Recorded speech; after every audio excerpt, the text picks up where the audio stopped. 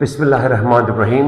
Student check करें MCQs chemistry के solution chapter के एमसीक्यूज है। What is the unit of concentration and molarity. Molarity में concentration का यूनिट क्या है? That should be mole for litre. Molarity is equal to number of moles divided by volume of solution in litre.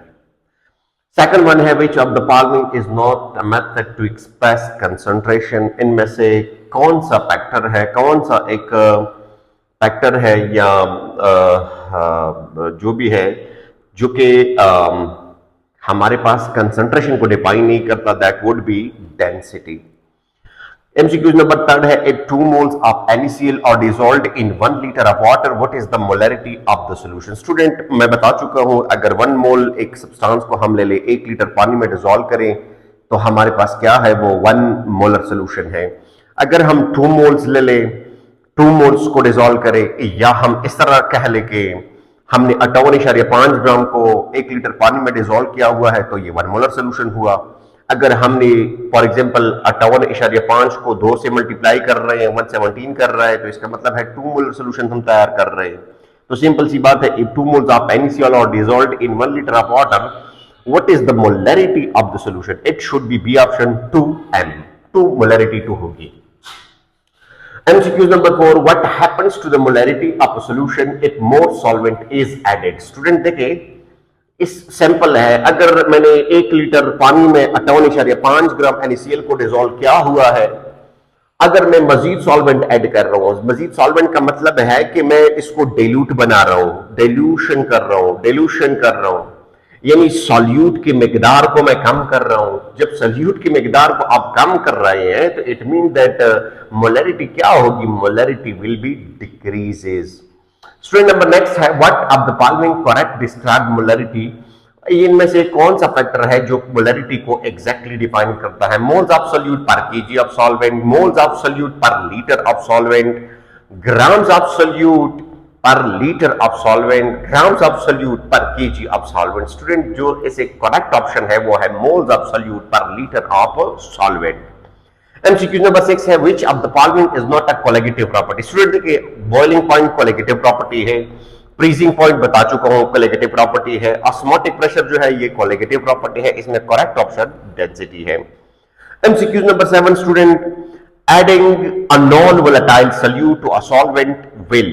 अगर आप मजीद solute को एक solution में add कर रहे हैं, सिंपल इज दैट, जो कि नॉन वोलेटाइल सोल्यूट है, इंक्रीज द फ्रीजिंग पॉइंट, नहीं, फ्रीजिंग पॉइंट और डिक्रीज हो जाएगा, ये ऑप्शन नहीं है।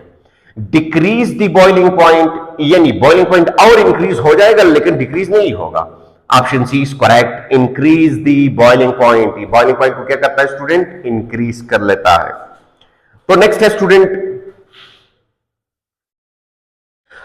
Student that is osmosis is the movement of solvent molecule from. बिल्कुल, ऑस्मोसिस में तो सॉल्यूट मॉलिक्यूल मूवमेंट नहीं करता, सॉल्वेंट मॉलिक्यूल मूवमेंट करता है, लेकिन कहां से?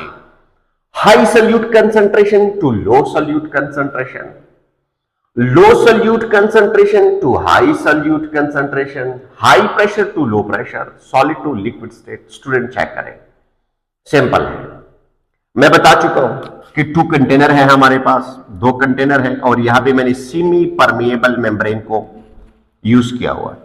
यहां पे भी सोल्यूशन है यू समझो, और यहां पर भी सोल्यूशन है यू समझो।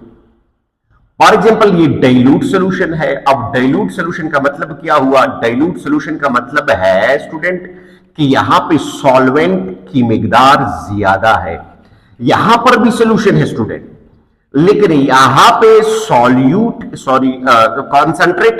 कंसंट्रेटेड सोल्यूशन है, और यहां पे सॉल्यूट की मिकदार ज्यादा है। वहां पे चेक करो, सॉल्वेंट की मिकदार ज्यादा है, ऑटोमेटिकली सॉल्यूट का मिकदार क्या होगा? कम होगा। यहां पे सॉल्यूट की मिकदार ज्यादा है, इट मींस दैट सॉल्वेंट की मिकदार क्या होना चाहिए? क्वांटिटी कम है।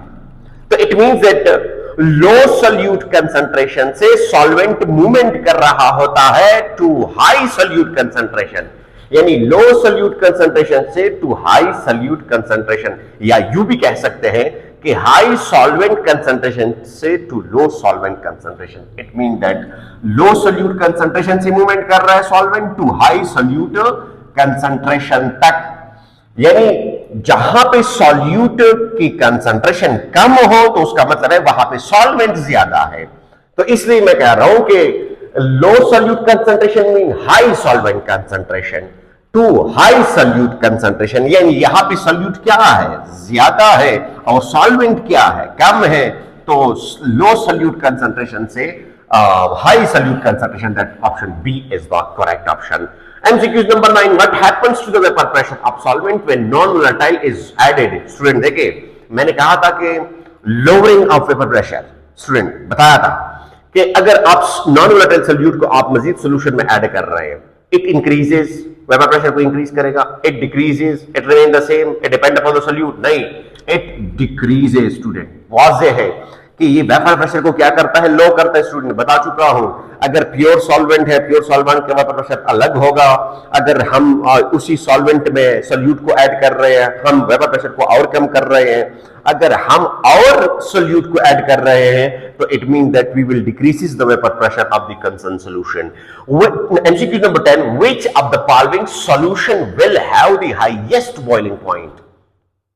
स्टूडेंट चेक करें, प्योर वाटर का हाईएस्ट बॉइलिंग पॉइंट नहीं होगा क्योंकि हमने एलिवेशन ऑफ बॉइलिंग पॉइंट पढ़ा है।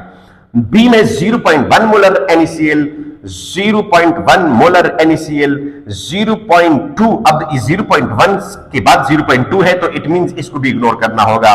अब 0.2 molar NaCl, 0.2 molar sugar of solution. Student देखिए, यहां पे हमारे पास कौन सा फैक्टर है, यहां पे वन होप फैक्टर में बता चुका हूं कि यहां पे हमारे पास केटाइन आयंस है, 2 आयंस है, NaCl, sodium plus chlorine ion. तो इसका मतलब है कि जब ये भी सेम है और ये भी सेम है, लेकिन नहीं, ये जो है ये हमारे पास इलेक्ट्रोलाइट है, और जितना हम इलेक्ट्रोलाइट ऐड करेंगे तो ये हाईएस्ट करेगा बॉइलिंग पॉइंट को, और इनहेंस करेगा बॉइलिंग पॉइंट को, और इंक्रीज करेगा। दैट्स व्हाई हमारे पास करेक्ट ऑप्शन जो है वो क्या है स्टूडेंट, सी है। Thank you very much.